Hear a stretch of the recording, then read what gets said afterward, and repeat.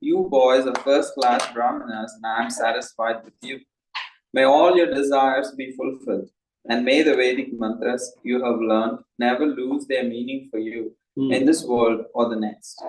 Purport: cooked food left sitting for 3 hours is called yatayama, indicating that it has lost its taste. And similarly, if a devotee does not remain fixed in Krishna consciousness, the transcendental knowledge that once inspired him on the spiritual path will lose its taste or meaning for him. Thus, Sandipani Muni blesses his disciples that the Vedic mantras, which reveal the absolute truth, will never lose their meaning for them but will remain ever fresh in their minds. Om Jnanatimirandasya Jnananjanashalakaya Chakshurmilitanena Tasmai Shri Gurave Namaha.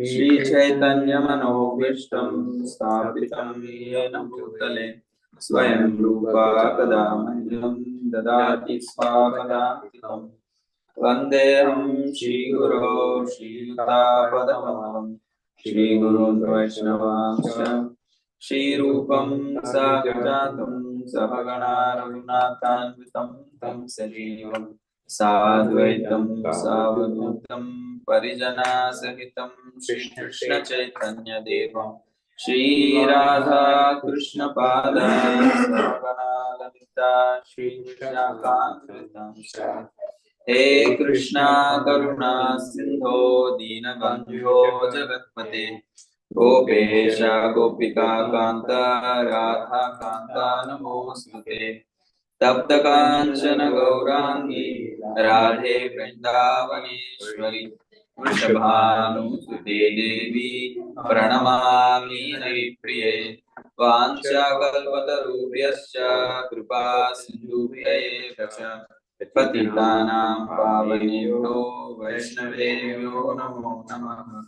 Jai Shri Krishna Chaitanya Prabhu Nityananda Shri Advaita Gadadhar Shri Vasari Gaura Bhaktivinoda Hare Krishna Krishna Krishna Hare Hare Hare Rama Rama Rama Hare Hare.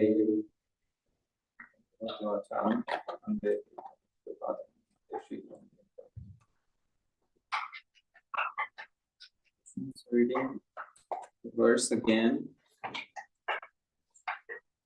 You boys are first-class Brahmanas, and I am satisfied with you. May all your desires be fulfilled, and may the Vedic mantras you have learned never lose their meaning for you in this world or the next. So here the purport is emphasizing the word ayatayamani, means this is in the 17th chapter of the Bhagavad Gita, where the food in the mode of ignorance is described as yatayama. Means yama is time, usually it's a measure of time. Yatayama means gone, like past time, basically expiry date. Like we also have food, we all have an expiry date on food. So similarly, yatayama is basically that the time has expired, time has passed. So here it is said, "Me chandansi ayatayamani." So what is the blessing that Sandipani Muni is giving us? Me chanda represents Vedic literature, Vedic mantras. So Vedic mantras that you have learned never lose their meaning for you. Ayatayama. So they remain fresh. So in terms of food, when you say the time has passed, basically it is not fresh. So here, in that context, the purport is clarifying how he is saying that may the mantras that you have learned remain fresh. May you have taste for the teachings that has been received from him, like Sandipani Muni. We see in the Mahabharata, actually, Karna goes to Parashuramji to learn martial arts.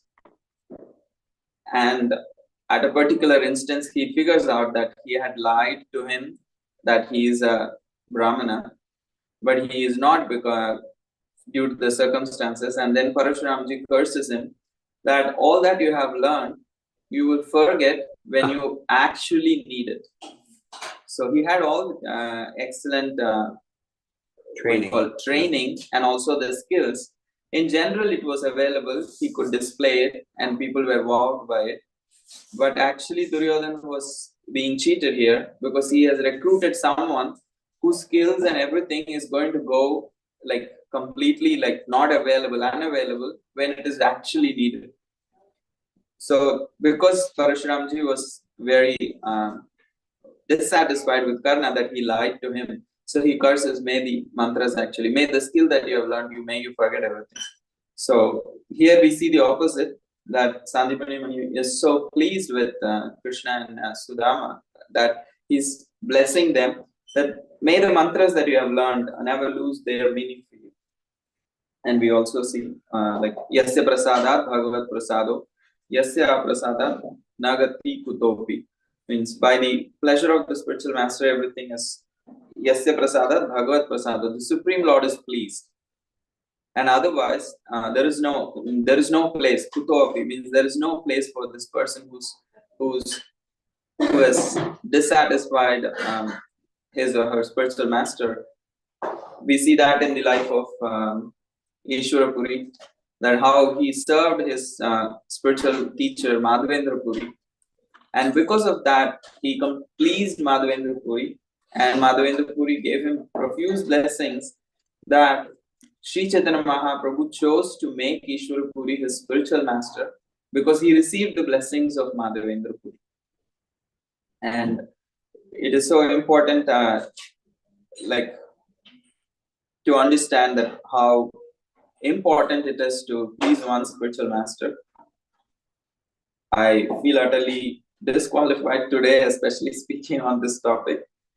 But I think it is Krishna's arrangement. I got this verse and I kind of adjusted the date to give today without realizing the circumstances of the day and the verse.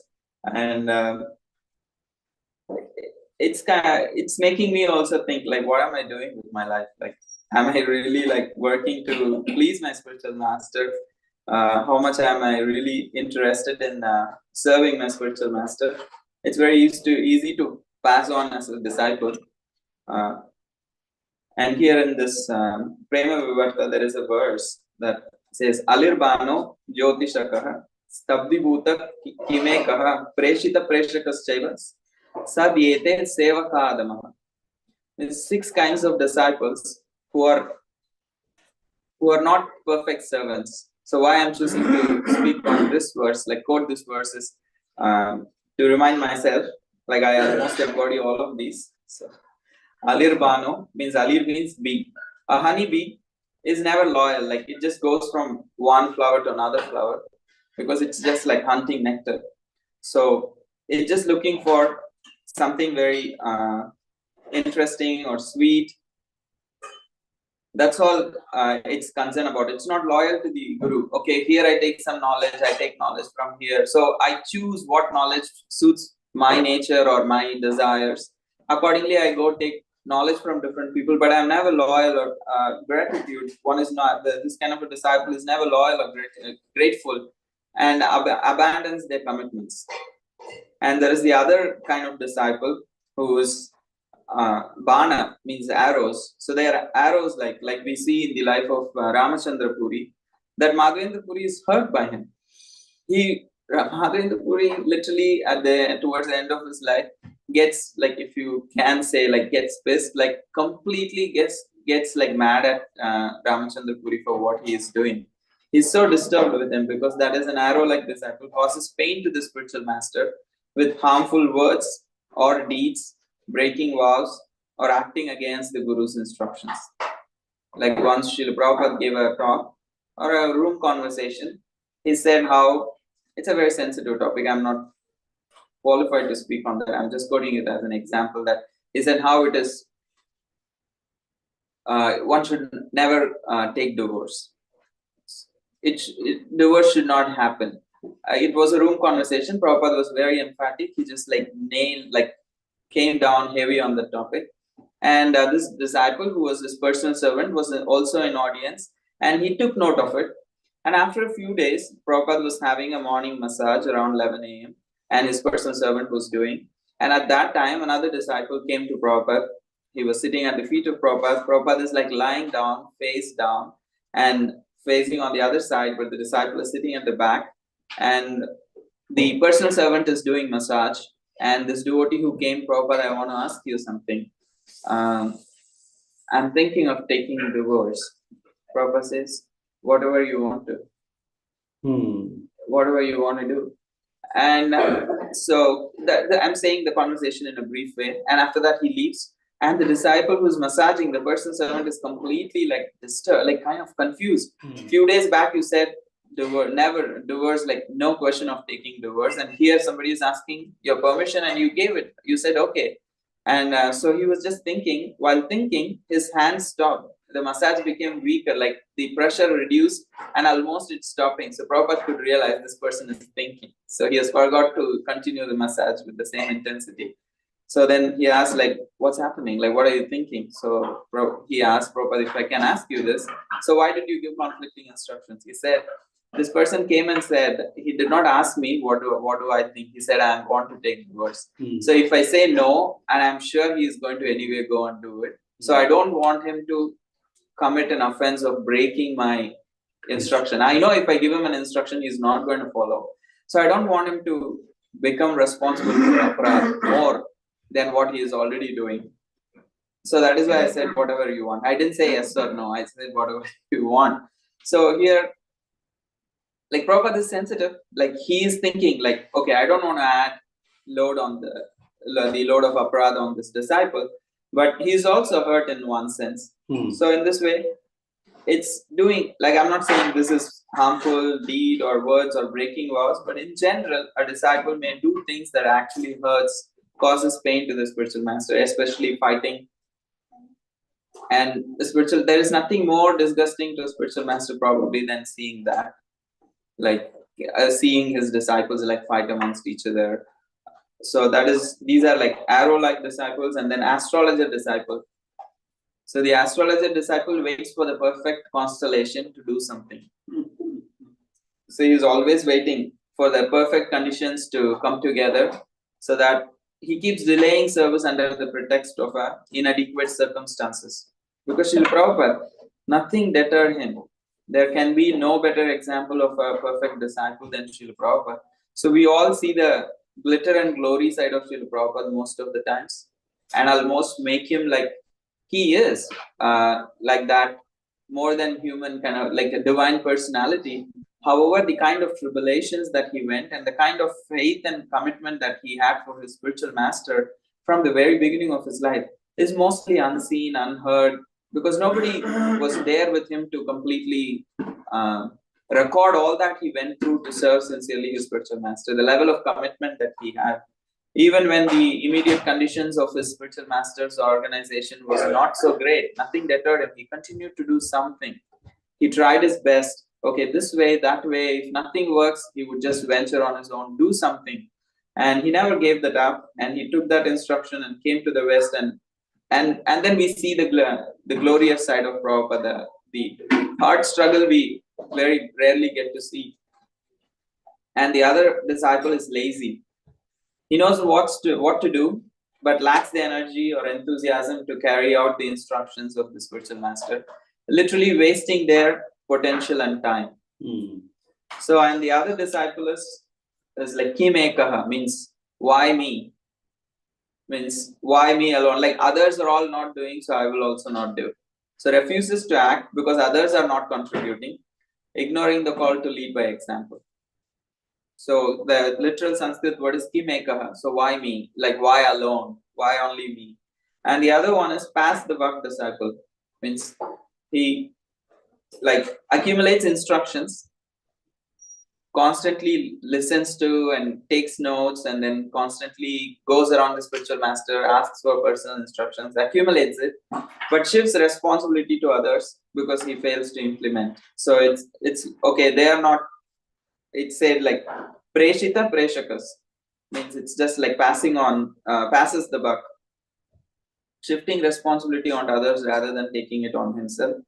So these are the different kinds of disciples. So what's the problem with these attitudes is it's not going to attract blessings, and it's going to show up in one's taste for spiritual life also.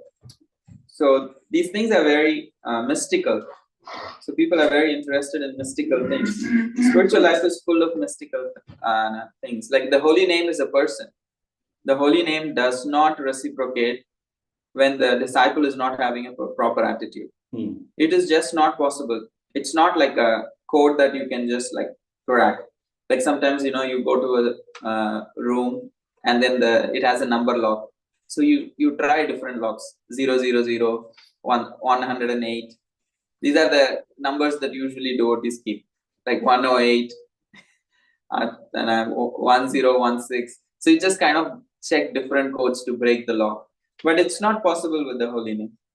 You cannot, there is no cheat code you cannot search the internet, like what is the cheat code for this game? Like usually you have these games that that you have to purchase. So then you find cheat codes to break through that and start playing. Look, nothing like that. So you cannot play with Krishna like that. The holy name, that's what he's saying. Chandamsi ayate yamani. May the mantra have remain fresh. So that comes with the blessings of the spiritual master. So we could mechanically chant the holy name, but we cannot just break through and then advance in the stages of Nishta and Ruchi and Asakti, all that, just by mechanical arrangement. At the same time, one can just sit down to chant in a mood of service. Indradumna Maharaj had this disciple in Russia that he initiated, and he wasn't very much in touch. Nobody heard much. She wasn't coming to the temple. And then later he came to know that she is having a terminal disease. And then he goes to visit. And then he sees her home, and he could experience her sincerity just by visiting her place, because she put all her energy. She did not have association in her town. She did not have any other facilities to engage in bhakti. She took this holy name so sincerely. That was her service. And she completely put her heart and soul in chanting the holy names as a service to her spiritual master. And it did show up, because it is the state of heart. It is not externally. The service in general is usually externally also very much. It has an external connotation. Service means which is very physical and active. But different people will have different circumstances. So it's an attitude also. But it's not an excuse, oh, I have a great attitude, so I won't do anything. That's not either the case. So Krishna cannot be fooled. And Ayata Yamani always stays fresh. There's this disciple of Srila Prabhupada who was living in the Boston temple when Niranjan Maharaj was still a brahmachari. Of course, later he became a temple president also. And they were all very young. But this one particular Mataji, lady disciple of Srila Prabhupada, she was quite older compared to everybody else. She was in her late 30s, almost in her 40s, when the rest of the temple was in their 20s, like early 20s or teens. So she was like kind of that motherly figure for all of them, because she was the only elder person in that particular temple. So it was very clear that everyone looked up to her, and she was more sober. When a 40-year-old compared to a teenager, there is a lot of settled maturity is there in the personality. So all these disciples, other devotees, they were always like kind of passionate, active, and gets disturbed with small things, fighting and all these things. It's like very chaotic, but she was the most sober person in the temple. So Niranjan Maharaj always looked up to her, saying like a disciple should be like this, sober, like just goes about her duties without any kind of disturbance, come what may, or whatever is happening around her. She was so fixed. So he always admired her for that.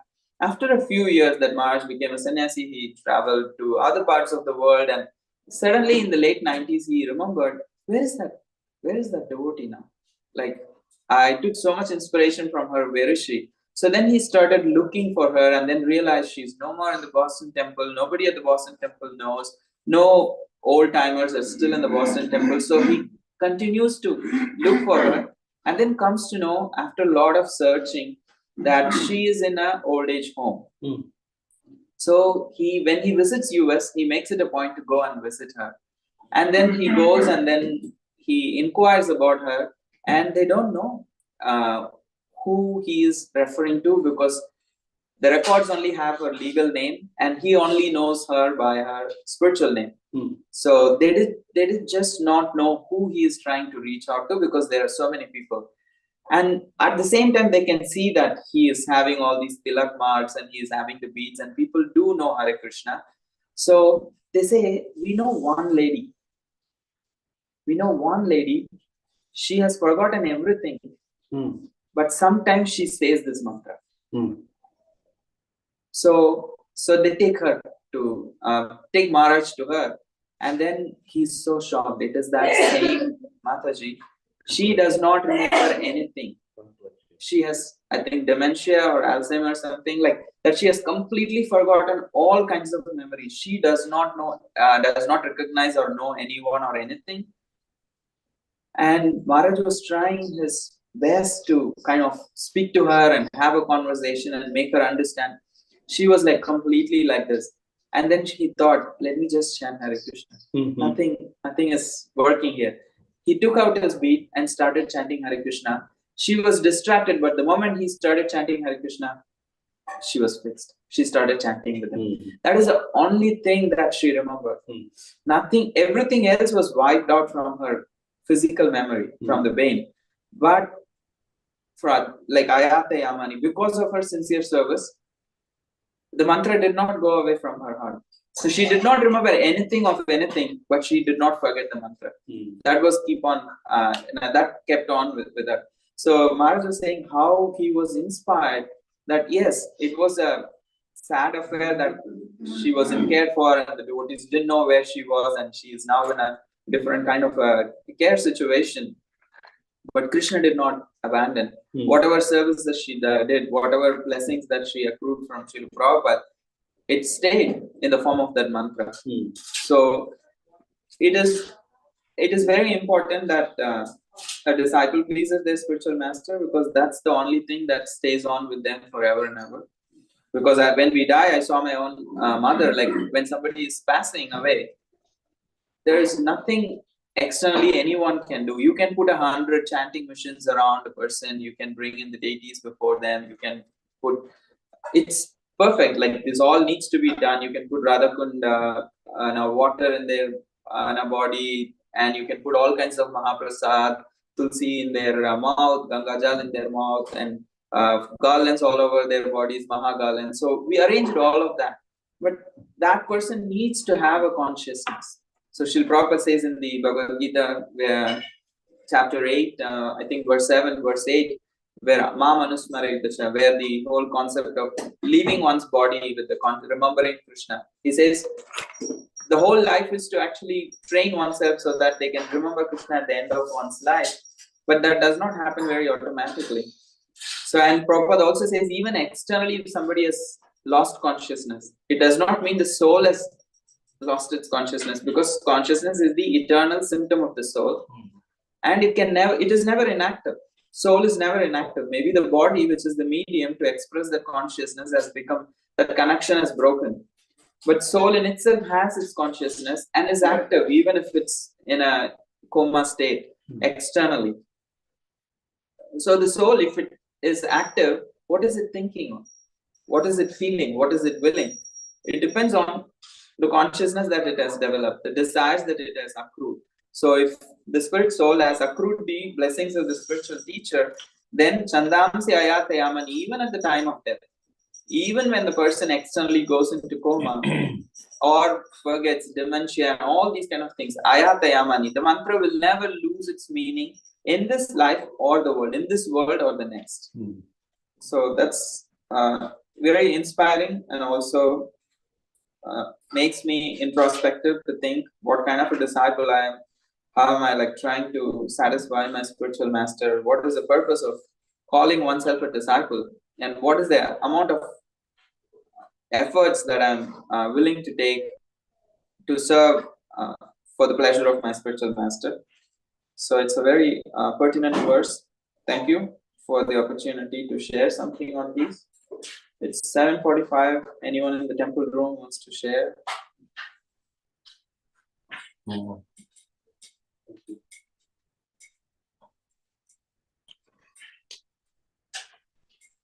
Gail has a question. Go ahead, Gail. Hare Krishna, Prabhu. Hare Krishna, Gail. Yeah. When it comes to this topic of a person leaving their body or having already left their body, and we do all of the necessary, ritualistic things that you mentioned, the Ganga Jal, the Tulsi leaf on the mouth, all of these things, the chanting even of the mantra, everything is there, right? But as you said, it's not, your destination is not a matter of external things, it's a matter of consciousness, right? So, normally when we hear about everything being in place when a person is passing from their body, you say, oh, well, so many things were in place. Definitely they went back to Godhead, but I always wonder about that because, as you said, it's not a mechanical process. And it does depend upon a person's consciousness. So how can we ever say with any kind of conviction where that particular devotee has ended up? We're not in that devotee's heart. Only Krishna is. And only he knows, I would think, where that person actually ends up. Because, too, another thing is that if it's just about, having all of these spiritual items in place, then, you take anybody off the street who has never performed devotional service, you do all these things for them, it doesn't make sense to me that that person should also go back home to Godhead. So if you would just, respond to these doubts. Certain things are beyond logic in spiritual life. Blessings, prayers, grace, mercy, these things don't have logic as such, because a person can receive mercy from a pure devotee, and if the pure devotee prays for them and blesses them, their heart scale could be cleansed. The consciousness, the wheel of that ignorance could be lifted by the blessings of a guru, even in a moment for a disciple. So when a pure devotee intervenes, logic goes out of the window. When grace, mercy, these kind of topics enter the discussion, then logic actually is not applicable there. Because grace and the mercy, the very word is undeserving. It's given to someone who is undeserving, whatsoever, like however qualified that person is. The moment the word mercy comes, the moment the word blessings comes, prayers of other devotees comes, it's not one's qualification. However, none of these things, like say for example, when you live as if everything depends on you. You practice bhakti as if your destination depends on the strength of your own devotion. But when you, at the same time, you also, in the heart of hearts, we need to accrue the blessings of the devotees and the guru. Without that, it's not our own effort. So we put in our own personal effort in our sadhana in trying to serve one spiritual master. So we do as if everything depends on our effort. But we do know when we leave, everything depends on Krishna's mercy. So they both need to come together in the heart of a devotee without any conflict. Like it needs to be reconciled in one's own heart, because the sincerity and the love that one has for one spiritual master needs to be shown in efforts, and the rest will naturally happen. So what's in our limit is, can we do our best and have the faith that Krishna will do his best. Yeah, so that's helpful, when you say that we cannot put, legalities on grace, but at the same time, I still feel that there is a question mark, I mean, we don't really know all the time, what a person's destination is, just because of externals. Yeah. So I think both things are true. Can always pray and bless that this devotee actually receives the mercy of Krishna. then it's up to that individual's desires and whatever blessings they have. It's up to Krishna ultimately. Mm-hmm. And also, as you said, like, can we just pick up anybody in the street who is leaving their body and then can do these external rituals? It can help them, surely, on a certain level. It can surely help them. So spirituality on a certain level is beyond logic. Mm-hmm. So, like, we hear of these pastimes where a mice just picked up a burning flame and it just like jumped around the deities and it was considered as an arti. The Lord considered it as an arti and it was liberated. Mm-hmm. So, and here we are like struggling to chant 16 rounds and follow for right because the idea is not liberation. The idea is how much I can give pleasure to Krishna. The idea of service is not that I go back to Godhead, I become liberated from the thing. The calculation is not that. How little of a service I can do to get that result. The idea is how much actually I can please and serve Krishna. If I had more opportunity to do that, I need to consider myself more fortunate. But we tend to materially calculate, oh, with a very little effort, they achieved more. So how can I get the optimal investment, the maximum return for the least investment? Least investment. It's not like that. Mm-hmm. Because it's love. Like, no parent actually thinks, how can I invest the minimum in my child so that my child will become no, it's not that. It does not matter. Even if a child is like sometimes like not usual, even if the child has special needs, still the parent completely gives themselves like the maximum attention. Sometimes they need to be given more attention. The parent does not feel why this or why that. It's a selfless attitude. So the same thing applies for bhakti towards Krishna also. Yeah, but as you said, our objective is not liberation; it's to please Krishna. But at the same time, we do want to go back to Godhead. So therefore, would you say that going back to Godhead is not necessarily a destination, is an attitude, the attitude being wanting to please Krishna? Or is it both? The destination of Goloka Vrindavan as our objective and the desire to please Krishna as the objective.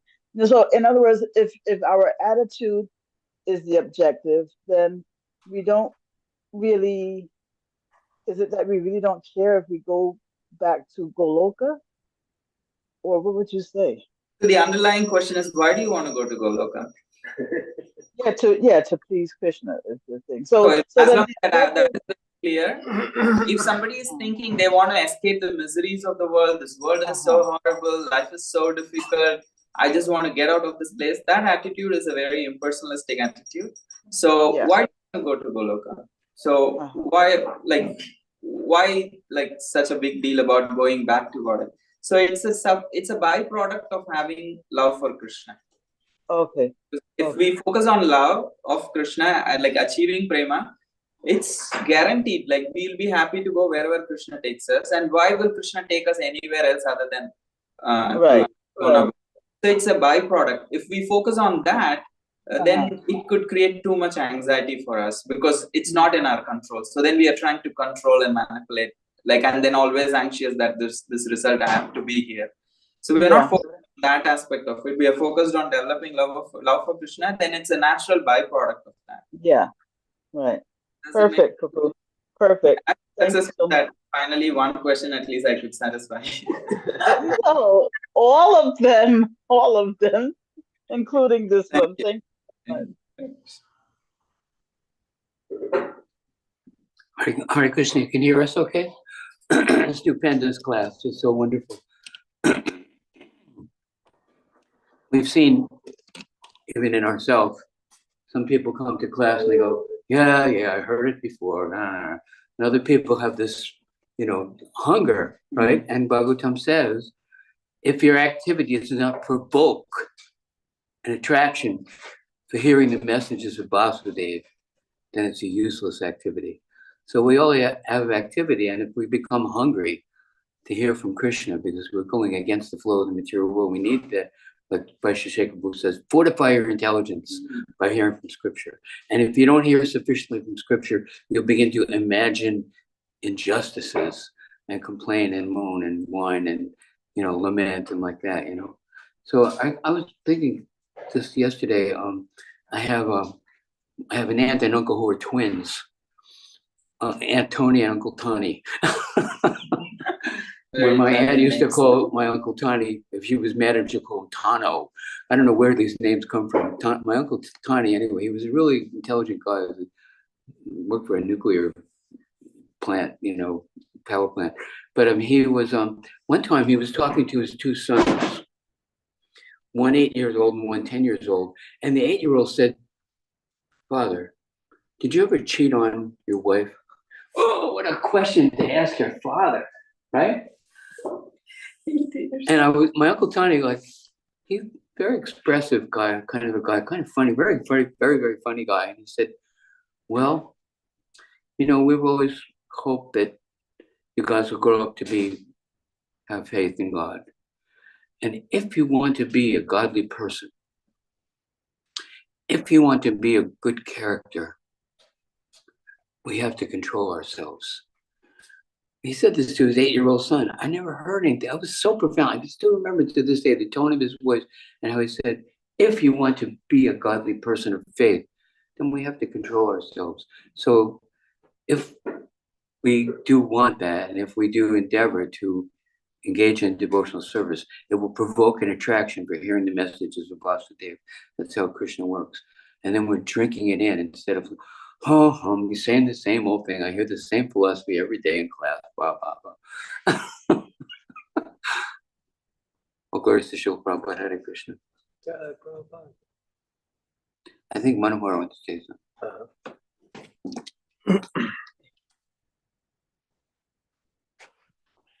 Let the world come to you. Hare Krishna.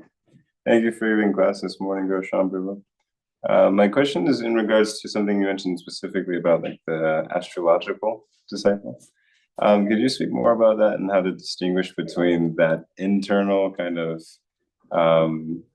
astrological waiting for the perfect situation versus the strategic kind of this is the right time to do a certain thing type, the difference between that.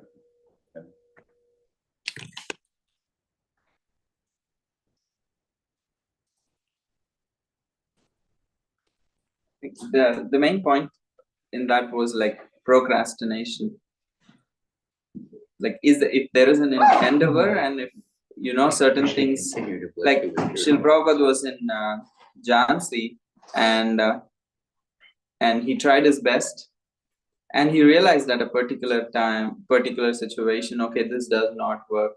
So then he had to leave and then go wait and try to start another one. So Prabhupada picked up himself so many times in India, some things failed and then he again restarted like that. So he didn't think, okay, when I become 55 and I take sannyas or anything like that. Even when he was when he was still married, still he continued to do so many things. So the immediate circumstances is not stopping. The immediate circumstances could be favorable as much as we expect it to be, or sometimes not. Still, at least there is an endeavor to do something instead of completely saying, okay, when everything is perfect, then I'll do something. Some kind of endeavor, whatever is possible in the given situation. Is there a sincere endeavor? I think that's the underlying thing. Thank you.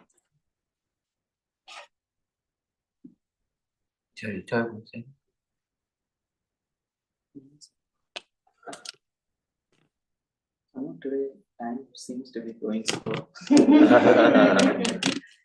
Hare Krishna, thank you for your wonderful class and such nice points. And one thought that came to mind is I was remembering you were telling the story of this Prabhupada disciple that had dementia or Alzheimer's, whichever, and Niranjan Maharaj found her. And it reminded me there's a few different times, but one specifically of one devotee, senior devotee at Bhaktivedanta Manor. He had a stroke and he was left unable to walk and also unable to speak. But the only thing that he could speak like clearly and freely was he could sing the Maha Mantra. Wow. And for most of his life, he was also known as a kirtaneer. So he was, but he couldn't say any. But Hare Krishna, Hare Krishna, and literally it would just be like that. And he could sing the Maha Mantra, but he couldn't say or speak anything else. So it really goes to show that kind of lifetime of dedication, and not just banking, as we were hearing on these few rituals at the end, is gonna make the difference. So thank you for that reminder. Somebody asked Lakshmana Maharaj, what would be your service in the spiritual world? He said, if I'm singing all the time kirtan, yeah, probably kirtan. Yeah, so yeah, it does gives us hope that if we invest in here, like if we invest our heart in chanting the mantra and creating that connection through proper service and attitude, it's never lost. So these are like, this is amazing to witness in personally, like if seeing that kind of gives so much faith that Hare Krishna is beyond logic. It doesn't make any sense, but it's completely transcendental to logic.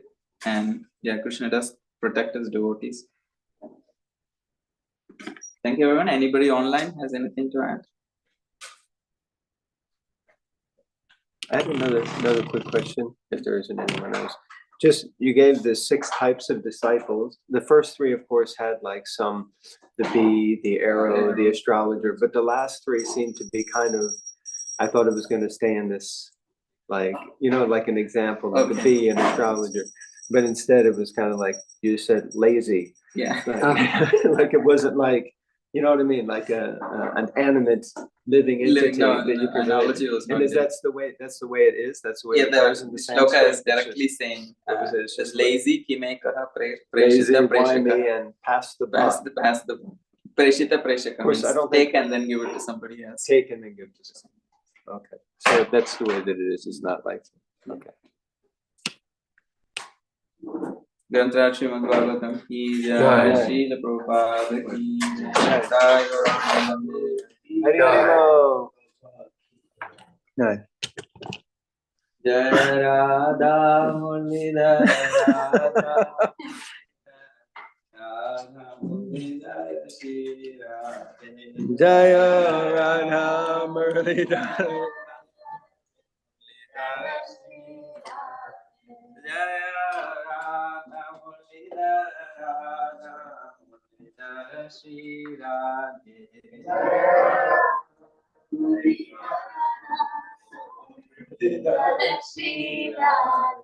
Jaya Gaurachandra Jaya Gaurachandra Jaya Gaurachandra Jaya Gaurachandra Jaya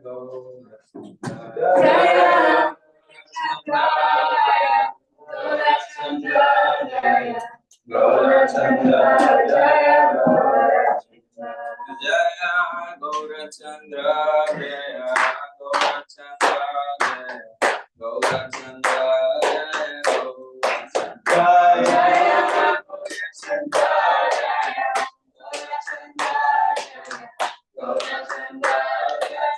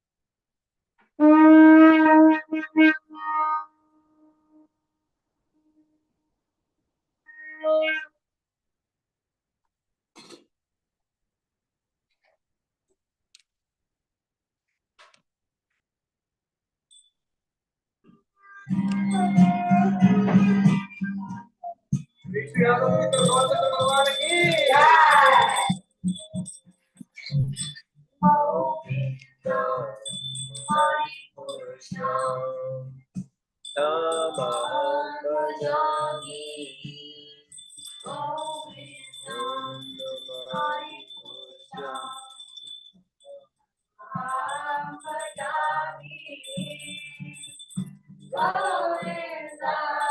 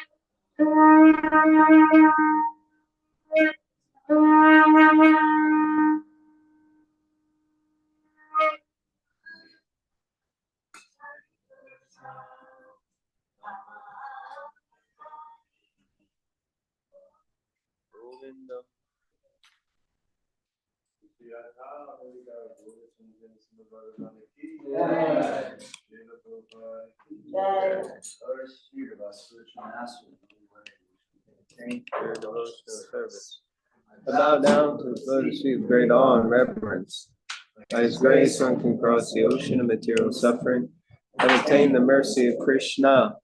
My only wish is to have my consciousness purified emanating from His lotus mouth. Attachment to His lotus feet is a perfection that fulfills all desires. He opens my darkened eyes and fills my heart with transcendental knowledge. He is my Lord, birth after birth. From Him ecstatic prema emanates, and by Him ignorance is destroyed. Vedic scriptures sing of His character. Our spiritual master is the ocean of mercy, the friend of the poor and the Lord and master of the devotees. O Master, be merciful unto us. Give us the shade of your lotus feet. May your fame be spread all over the three worlds. We take shelter at your lotus feet. Jai Prabhupada.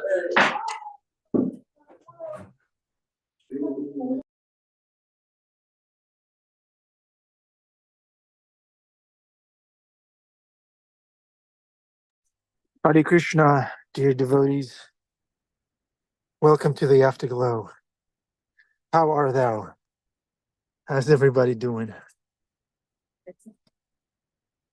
Wow, look at Krishna Gauda's room. Are you a scholar, Krishna Gauda? So many books. Okay, would anyone like to say anything in line with Guru Saran Shastra? Any reflections? Please unmute I yourself. was wondering, Hare Krishna, I was wondering if we could, I don't know if Adi Prabhu is still there. Yeah, If, he's here. oh, okay, yeah. If you could repeat how we can avoid having that attitude or, yeah, okay, I've heard it before. You know, what's the remedy for that one that he was saying? Go suffer. Go what? Go suffer, Go Bhima. go Go suffer. suffer. Oh, okay. Yeah. Any other Don't worry, if suggestions? you don't, none. That's the only way to learn. Adi Purush Prabhu, if you're there, can you repeat what you had said?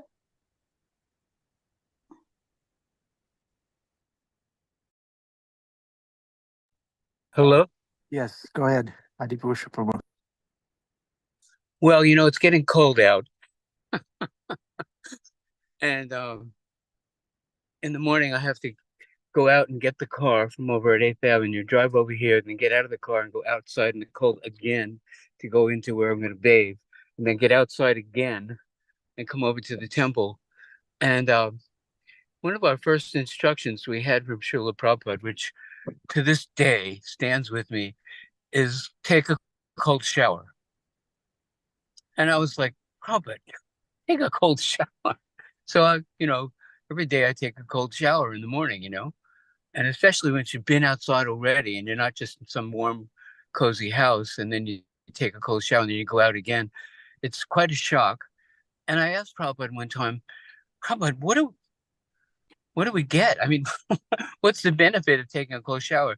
And I thought maybe he would say something like, well, it's good for your health, or, it'll help you not be lusty or whatever. But what he said is, what you get is you'll get realization. I was like, realization? Realization? What, Prabhupada, what realization can we get by getting a cold shower? And he said, you'll realize that it's not easy to be good. And it's not always easy to follow the instruction of the spiritual master. And the mind and senses will say one thing and the spiritual master will say something else. And that is like, even today, I was taking this cold shower and I was like, oh my goodness, before you put the water on and before you step in, there's like this hesitation. Decades, we're talking about decades, and still every day I think, okay, Prabhupada asked me to do this, I will do. But I'm just I don't know if that has any relevance to the class, where I'm getting. I can tie it in. Please. How when the brahmacharis were we were living out of a van in minus 10-degree weather, and you had to wake in the morning and take gallon jugs of water and smack them against the side of the van to break the ice. And then once you broke the ice, you poured it over your head in a parking lot with the doors open. Do you remember those days? There's sub-zero water. Yeah. And what that would do, obviously, there was a huge health benefit behind it, because the rest of the day you were warm, because your body, when it gets hit by an ice bath, your body kicks in like the heat in the house. It's boom. You can feel your whole endocrine system firing up. That's number one. That's, of course, the physical aspect. The mental aspect is, if I can take this, then the rest of the day is going to be good. That's true. If this is the way I'm beginning, then nothing can get worse. That's true. So, because when you put it over your head, it was like getting hit, because our heads were bald, remember? You remember when your head was bald, right? Where our heads were bald, so the water would hit your head like a 2x4. It was so cold when the water hit your head. Anyways, the mental aspect of it was, of course, the discipline that was inculcated into you. And then the spiritual part, like you said, Prabhu, the realization. And that is, you have to be willing to sacrifice to get the better thing. And we sacrifice comfort, immediate comfort or immediate pleasure of a warm shower for a cold shower. Number one, because our guru asked us to, or because the Shastra even says really good for you, and even health-wise, it's super good for you. But spiritually speaking, you have given something to Krishna. And that is, you've made even the first thing you do in the morning, taking a shower, sacred. You've sacrificed it. So you've made the first thing you do sacred. And if the first thing you do is for Krishna solely, cold water over the head, this is for you, Krishna, then you've aligned yourself with Krishna's pleasure. Anyways, I'm rambling. Hare Krishna. Thank you. So that's the answer to the question. What am I gonna get? What am I gonna get? Realization. That's what you're gonna get. Thank you, Adi Purusha Prabhu. Thank Not you. Bhima theoretical. Prabhu. Yeah, Bhima Well, Bhima you know, Prabhu's realizations strike me like a 2x4 every morning when he says, like, we're all gonna die, suffer. Thank you, Bhima Prabhu. But you're 2x4. supposed to smile and you're supposed to laugh while Yeah. you're dying and suffering. That's the whole essence of Krishna consciousness. Yeah, meaningful suffering. Suffering You- joyfully performed. Forget the meaning. Sometimes we don't even get the meaning. The thing is, laugh all the way. Okay, so maybe my wheels are turning a little bit slow this morning, but I'm still trying to understand what Adipurusha Prabhu's answer was to the problem of, oh, I've heard this all before and I'm hearing it all again. What was the answer for that? that if you It'll be revealed to you. if you engage in That's an devotional answer. service, Scripture says, if you engage in devotional service, it will provoke a hunger to hear the messages of Vasudeva. And if you're not doing something that provokes a hunger to hear the Vasudeva, then your activity is useless, no matter what your occupation is. That's a verse from Bhagavatam in the 2nd chapter. If what you're doing, if your occupation does not provoke an attraction for hearing the messages of Vasudeva, then your occupation, your activity is a useless waste of time. Okay. Anyway, that's what scripture says. So therefore, engage in devotional service, and you'll say, I can't do this without hearing from scripture and fortifying my intelligence with the reality of the situation so that I can make good choices, right? Right. Is that a good answer? Srimad Yeah, Bhagavatam. thank you, Prabhu. Thank you. Srimad Bhagavatam class gets real. Even when we may have heard this before, when we are engaged in service, then it's real. When we have something to lose, something to risk, then Srimad Bhagavatam gets very real and very scary and exciting. Is Krishna gonna come through? So I'm gonna risk this. I'm gonna do this thing. Is Krishna gonna catch me if I fall? And we always have to remember that Krishna says, I am the shining lamp within. That means he's going to reveal within you the purport, the meaning, and the enjoyment, the joy of listening to his pastimes. We will never be able to figure it out with our head. Academics know the Bhagavatam and the Bhagavad Gita inside and out. But if you ever listen to them, there's not a drop of love. There's not a drop of love in some of these translations. It's They're a all difference. Yep. It's the difference between reading the menu in the restaurant and having dinner. Yep. It's not just in a book. But you What's have good to to go to the order. restaurant and read You the have to menu? pay for the food. You have to pay for the food. Just Show your read the sincerity. Bhagavatam. Yeah. We're supposed to live Srimad Bhagavatam. Oh, I lived this day before. Oh, I've woken up before. Why wake up? I've showered before. We don't do that, right? We shower every time. We eat every time. Like Adi Purusha Prabhu says, breathing is every day. What's the problem with doing something every day? Okay, Krishna Kumari. Haribo. Being with you all has changed my life drastically. And even hearing the pastime of Sudama, I've had personal realizations. It's like moved me. And then Krishna this week, I've changed my life so drastically, like I'm not overeating. And now this week, my body's hurting and I'm so tired. I haven't been able to wake up for class. So today I'm like, okay, I'm up. I have all these devotees staying here for Satsur Maharaj's Vyasa Puja. They're all hanging out, but I'm like, I'm going to class. It's changed my life. I'm coming, Krishna Kumari. Will I see you there? Yeah.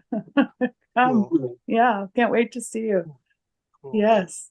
And the baby, Ram? No, it's just me. It's just me. Okay, we'll be happy anyway.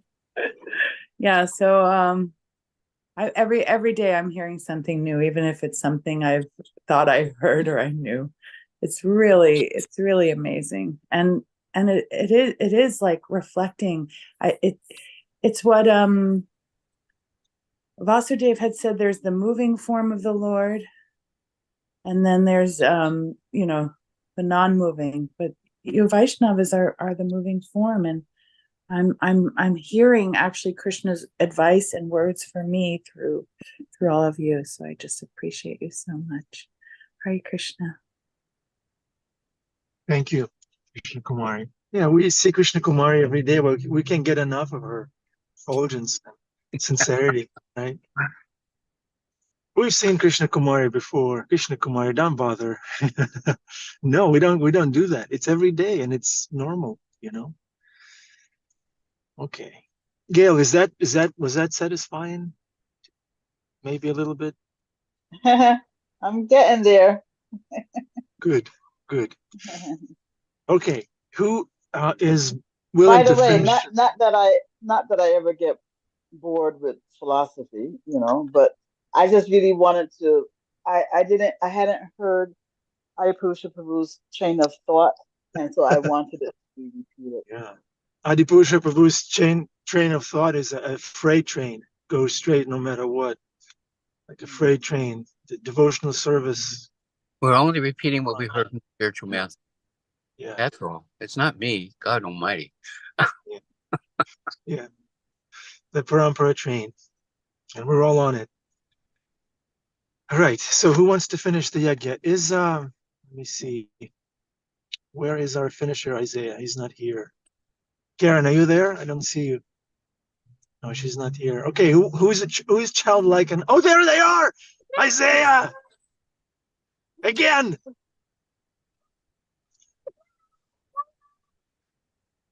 Somebody's muting you, Karen. Are you muting him? No, I'm not. Put him right in front of the phone. He's right there. Go. Oh, brother. The phone is treating Isaiah like Maybe a he doesn't background like the noise. loud. Yeah, I Maybe guess he it's too whispered. loud. Isaiah, can you whisper? Can you whisper? Yeah. Whisper. Okay, that was very sweet and intimate. Thank you. Okay. We have to have the ears to hear it.